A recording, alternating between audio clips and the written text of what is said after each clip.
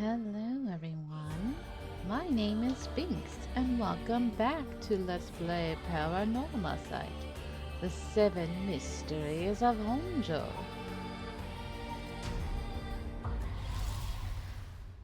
I had the intro music playing for a few minutes while I was doing something else, and man, it goes deep, it goes hard, it gets creepy at real points too. Okay, so last episode, after finishing or reaching another stopping point for Yako's storyline, we joined these guys here in the park. Anything else? I think I just had to keep talking to him, probably. Yeah. Alright.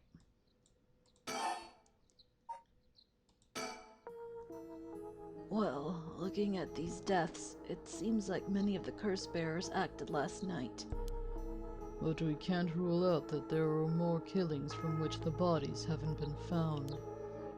Yikes, I hadn't thought of that.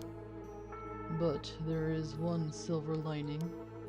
Judging by my own curse stone, it seems that the curses can't be activated while the sun's out. Oh, that's great news. So basically we're safe during the daytime. Exactly. It's also likely why Nejima gave us till dusk. He must have known the curse stones couldn't be used during the day. Either way, we got till nightfall to settle this. It's time we flushed out the other curse bearers. Aye aye, boss. Let's do this. Okay. At the moment, we only know the identity of 4 curse bearers, you included. Yutaro Namagaki had the foot-washing mansion, and Hideki Araishi had the ever-burning lantern. We've got both of their curse stones. And then there's Nejima, who claims he has the one-sided reed. Yeah, that about sums it up. Okay. Ah, cool. Notes on known curse bearers. Oh, they're showing to us that we know. That's cool. So the Whispering Canal is not Shogo now because he's dead. So is it Yoko? That's what I'm assuming, right? That she has it now.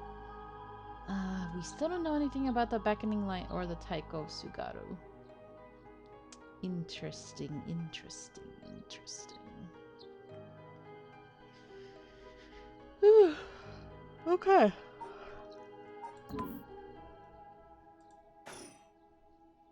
We'd better figure out who the remaining 5 are, quick. How should we go about looking for them? There's no point in searching blindly without a lead. Let's focus on other things for now. Tracking down Nejima may lead us to the other curse bearers too. Either way, he should be our top priority. He could do some real damage if we don't get him. I also want to look a little more into Yoshimi. I get a feeling there's some connection there. Yeah.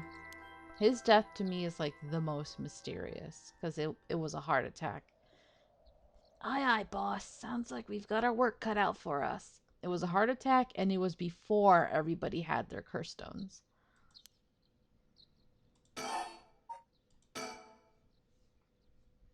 I asked around Sumida's Community Safety Bureau where Yoshimi was stationed. Seems like he was investigating the apparent suicide of a girl named Michio Shiraishi. Oh yeah, I heard about that. He was trying to determine whether it really was a suicide, looking into the height of the building, the force of the impact, her wounds, all that. He must have suspected some kind of foul play, as he ordered a full investigation. But it had already been deemed a suicide, and his superiors told him not to go stirring things up. That pisses me off. Huh. What was the evidence? Well, according to the report I found on his desk last night, the body was found at the foot of a building, a ways away from the road. There was no evidence of vehicular collision, so it was ruled a suicide, but But he thought there was more to it. yes, a truck or other flat-faced vehicle traveling at high speeds could have inflicted similar damage.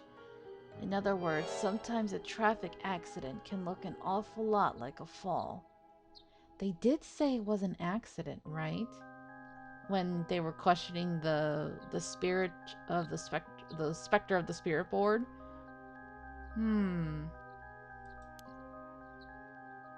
So there's a chance that it wasn't a suicide. But what a terrible way to go. There were no brake marks on the road, meaning it would have been a hit and run. The vehicle would have hit her without slowing down at all. This is turning into quite the grisly case. But the vehicle couldn't have come out from a collision like that unscathed. And who moved the body then? Because they said she wasn't found near the road. Exactly, so I asked the traffic bureau to keep an eye out for any vehicles with frontal damage. But I haven't heard back from them yet. I don't think they're looking very hard. So we've got no proof. That said, if it was a traffic accident rather than a suicide, it's possible that someone silenced Yoshimi because he was on the verge of discovering the truth. That's true. You think the driver is the one who did him in? Not quite. Yoshimi had already talked to forensics in the traffic bureau, right? His death wouldn't have covered things up. You're right on that. I think his death was because of what Michio was involved in, because we know she was involved in Shuichi's death somehow. That's the big underlying thing here. Even if the suicide was a cover-up for a hit and run, it doesn't seem like enough reason to kill a cop.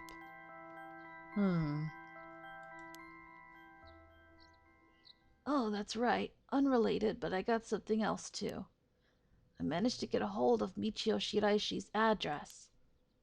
Yoshimi went there a bunch over the course of his investigation. Might be a good idea for us to drop by too. Good thinking. Hopefully that'll give us some more leads. I feel like they're gonna have to encounter Haruo because she's gonna be searching into Michio. Alright, let's move on to the next topic. Okay. Again, about Hajime? Remember the girl Yoshimi met with the day he died? One, Hitomi Okuda? Community safety didn't have any contact information for her on hand. Not even an address? Well, they had her parents' information, but when I called, they said they hadn't heard from her in a month. And they didn't care, probably. Poor girl. She seemed really nice. Like, I could tell she was rough around the edges, but that's because she's been through a lot. But I think she had a good heart, and that's why Yoshimi was trying to help her. Lots of family issues from the sound of it. They even said they didn't want anything to do with her anymore. Oh. That said, she still goes to school once in a while, so we might be able to find her there. Not sure we really have the time for a stakeout right now. But she could be a key witness. Can't we have community safety track her down for us? We can ask, but it might be tricky to get it done today. For starters, Kumagata High School is closed today. Because of the teacher that died. That's right. Alright, but if it's not something we can do today, we may have to forget about it. Let's move on then. Okay. I got some information about Yoshimi's fiancé from community safety. They keep bringing her up, so they have to show her then. Her name is Mayu Chozawa, 27 years old. She works as a beautician in the area. Okay, we haven't met her yet. Look, I even managed to get a picture of her. She sure is a beauty. But... Oh boy, here it comes. But what? Community safety hasn't been able to contact her since Yoshimi died. Not by phone or at her house. In other words, no response. Dead silence. That's not good. Did she get involved in what happened to him? I wouldn't be surprised, honestly. Oh... Or she's just grieving. There it is. Can't things just be easy for once? Alright, let's look. Oh, okay. I saw her on the cover art, so that makes sense. Mayu Chozawa. Mayu is a beautician and the fiancée of Hajime Yoshimi, a police officer with the Sumida Police Department. Mayu's current whereabouts remain unknown. She's cute. But man, I feel so bad about Hajime. It's definitely starting to look suspect. Crime of passion, perhaps? Oh, they think she did it? Huh? It is fairly common for people to be killed by a lover or a spouse. But Yoshimi was well liked, and they've been together for over 10 years. You never know. Things could be different behind closed doors. I don't think so. I think she just got involved in whatever he found out. I guess so. But we'll have to consider the opposite scenario, too. It could be that the same person who was out for Yoshimi is after his fiancée as well. She could be in danger. Yeah, that's what I think. You're right. Either way, she's important to the case. HQ already has people looking for her. We'll know as soon as she's found. Okay. Let's talk about the jerk. HQ has mobilized a search unit for Nejima, but so far we haven't received any word. You should have an updated information, like, from the prison. Like, they should say, by the way, he lost a lot of weight, so he doesn't look how he used to look. Guessing he wasn't at home or at work? About that, apparently he vacated his last known address a week ago. Come on. Where's his parole officer? What? They're doing such a bad job. Can't believe they even let him out. It's ridiculous. You serious? So we have no idea where he lives? It gets worse. I checked in with the factory he was working at. He told me he was only there for a month before he quit. Hold on a second. You're telling me nobody caught that for a freaking convicted murderer?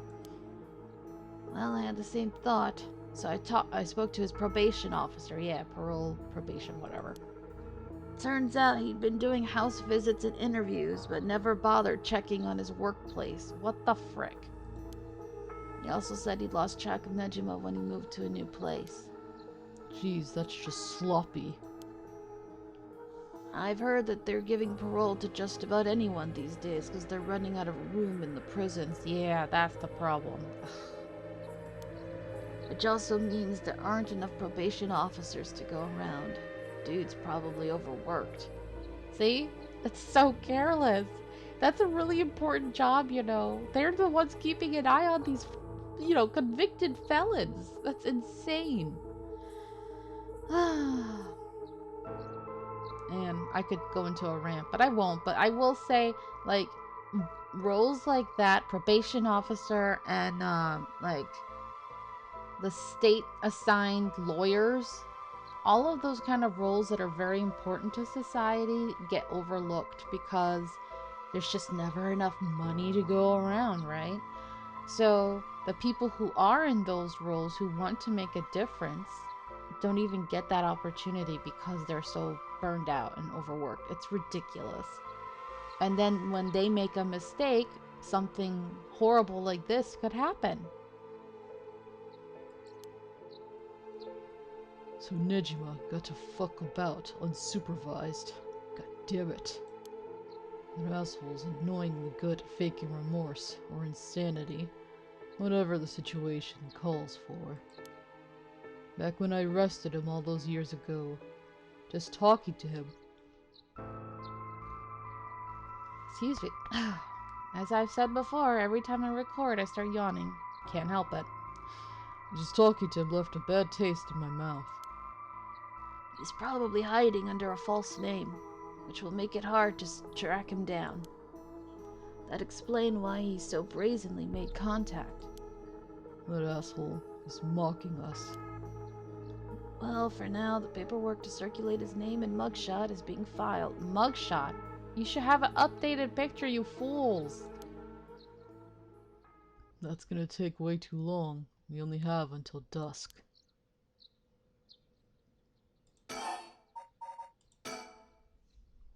Speaking of Nejima, Yeah? did you manage to reach your daughter? It'd be best to put her into protective custody as soon as possible. Not yet. Can't reach her. I called, but she's not picking up. Wasn't home when they went to the house either. That's not good. Does that mean she never came home? And why weren't you the one trying to reach her? Shut up, I don't have her contact info, alright? Then call your ex-wife. Do you have her number? Damn, she really doesn't trust you, huh?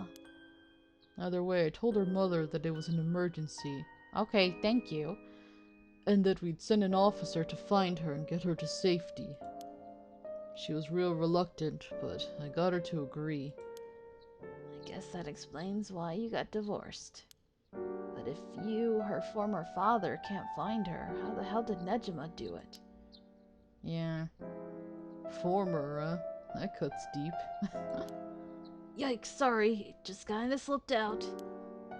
Anyway, I suspect it has something to do with his curse echo. Back on topic already, huh? He said his curse could kill a lot of people in a short time. Yeah, I was interested about that. I was like, how is that possible?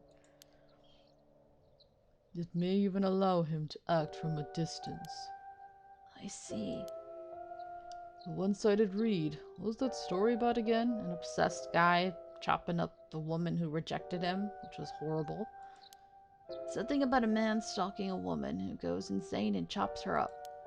Oh, right. One of the more gruesome of the 7 mysteries.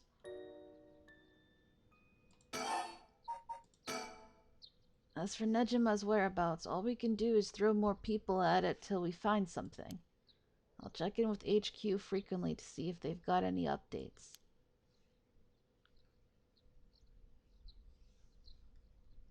And that's about it. I love this music. Yeah, gonna dance. Shall we continue our investigation? We could go to Komagata High School to look into Hitomi Okuda, or to Michio Shiraishi's house to find out more about her. I'm wondering about that actually.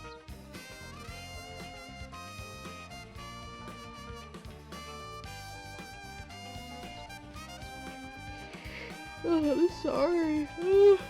It's so annoying. This dang sleepiness.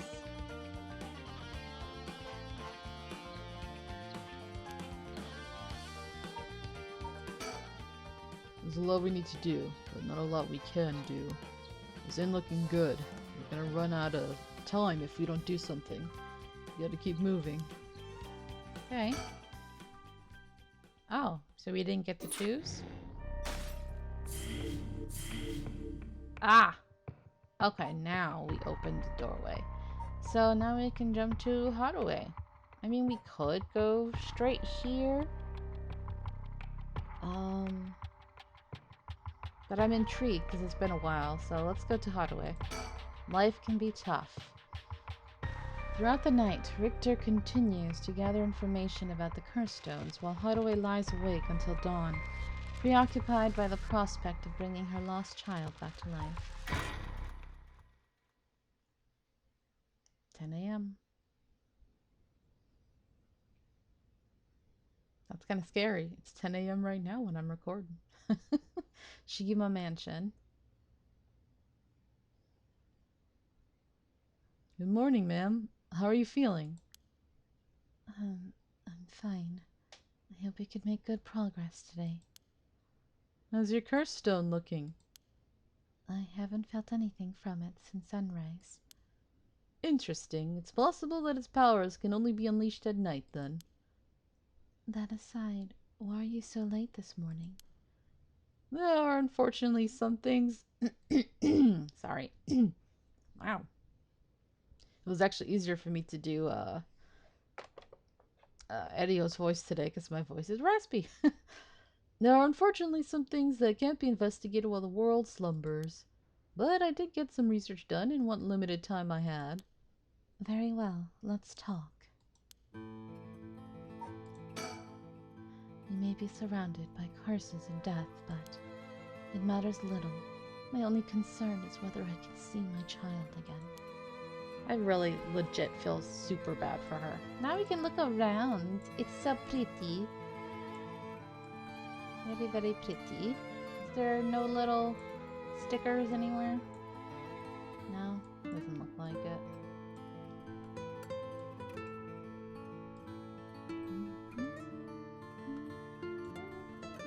I like the music so much. This is the mansion where I was born and raised. The town is beginning to wake up once more. The clamor of society can be heard from beyond the garden gates. Like any day, a cloud of pollution drifts out from the industrial area. Pollution. Bleh. Sometimes when we come in from like running an errand or from just taking out the garbage, I can smell the pollution on us, and I'm like, ugh. No one's in the mansion at the moment. The door has been locked shut. The housekeeper has already left after cleaning and preparing food. He's looking a bit tired. He must have been up all night investigating. Yeah. By the way, there's something I want to talk to you about. And what's that? My current plan is to steal a curse stone that's already absorbed soul dregs, but I'm wondering if it would suffice to not steal, but instead negotiate with the curse bearer and have them use the right for our purposes. Who would be willing to do that? You thinking about the crazy Ayame? Because I don't think she's gonna be willing to. Oh? Oh no, she doesn't have a curse stone anyway. She's trying to steal one or get someone to give it to her. I mean, I suppose it would accomplish the same, but do you think it's possible? So long as we offer compensation, it may prove much easier than you'd expect. Compensation? Cash, for instance. That wouldn't be off the table for a family as rich as the Shigemas, would it? Of course. Why, any amount would be fine if you'd get the job done. I won't let monetary matters lead me to regrets the way it did back with the ransom. Okay, with that option on the table, let's figure out our strategy. I don't know if it'll work, but it's a good idea. About the curse bearers. Oops. Did not mean to click that. Do you have a curse bearer with whom we can negotiate in mind? Not yet. Surprisingly, it seems the other curse bearers haven't been that proactive about collecting soul dregs. At least not the ones that Binks controls. Did you see the news this morning? No, I haven't. Overnight, 3 mysterious deaths were reported in this area.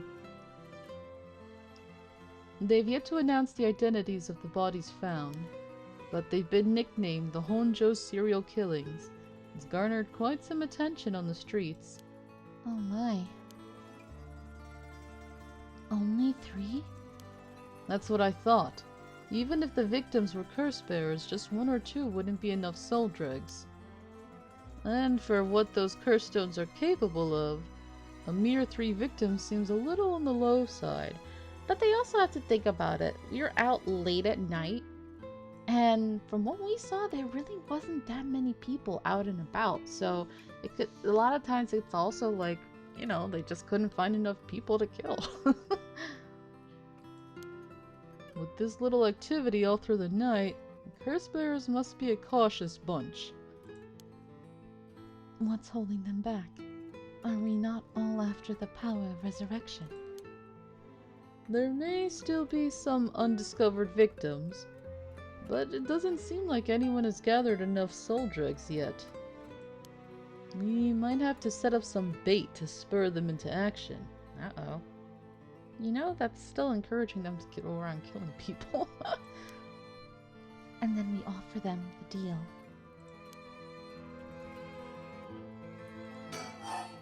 Okay. None of the curse bearers seem very proactive. I wonder if the situation could be what the mastermind who kicked it all off intended. Now that's an interesting theory. You think there's someone behind this all? You mentioned hearing an agonized voice telling you to kill when you first obtained the curse stone. That doesn't sound like a coincidence to me. Someone agitated the curses in this area on purpose, and they are likely after the rite of resurrection as well. Yeah, that Feast of Shadows thing. So you're thinking this person is not one of the curse bearers? You've got a sharp mind, ma'am. Though it might seem obvious for the mastermind to become a curse bearer and collect soul dregs if they were after the right, this would be very risky since a curse bearer they themselves they would become a target. So it'd actually be more convenient for them if the curse bearers moved less aggressively. That's right, but despite that, they've been inciting the curse bearers to commit murders. Why? Let's consider this. What if the mastermind isn't trying to collect soul dregs themselves? You mean their intention was also to steal the souls, while the other curse bearers compete with each other from the start? Sitting back and observing from the sidelines is the safer course of action. Which is why I figured it best for us to attempt the same strategy. So, how should we do it? There's still reason to suspect the mastermind could be a curse bearer themselves. To be honest, I want to keep my distance from whoever it is. There's no telling what kind of power they might possess. Whether our aim is to negotiate or steal, we'll have to outpace the mastermind in making contact with the other curse bearers. I hear the word mastermind, and it's like forever tainted by Danganronpa. How do you suppose we do so? At this point, all we can do is search. Okay. Let's talk about the kidnapping for a minute. I learned something new about the criminal involved with the kidnapping. It concerns the serial killings. There was a body found at Komagata High School. The person was identified as a schoolteacher. His name was Kohei Jinochi. Do you think he was a curse bearer? Not sure. It's possible. But regardless, this means the two people who knew the truth about the kidnapping are both dead. Just when we were getting somewhere. It isn't enough to make me give up, of course. Still, we don't know anything about Michio Shiraishi's residence. It'd be wise to pay it a visit. Yeah, that must be how they're gonna encounter Tetsuo and Edio. Understood. If there's a mastermind inciting the curse bearers to collect soul dregs, can we be sure there even is a rite of resurrection? Good question. Look at that face. The rite could be nothing but a myth fabricated to spur the curse bearers into action. Seeing it might be for naught. Do you want to give up, ma'am? Never. Understood. After all, we'll never know the truth unless we see it for ourselves. But we'll do it without using the curses ourselves. Sure. By the way, I met a few people who seemed like potential curse bearers last night. I did some investigating into all of them, but I only managed to get detailed information on 2. You're quick. I suppose that's to be expected from an investigator extraordinaire. I appreciate the flattery. Look at that pose. First, there's Ayame Tono, the girl we talked to before, though she isn't a curse bearer herself. She's a student attending T University of Art. She currently lives alone in an apartment near Midoricho Park. You even determined her address. You're not one to be underestimated, Mr. Investigator Extraordinaire. I called every single university with ukiyo-e in the curriculum pretending to be her parent. I went around to check on her place on the way here. Doesn't seem like she returned home last night. I'm worried she might have run into trouble. Didn't you attempt to follow her last night? I'm embarrassed to say, but I couldn't. She shook me. Oh, wow.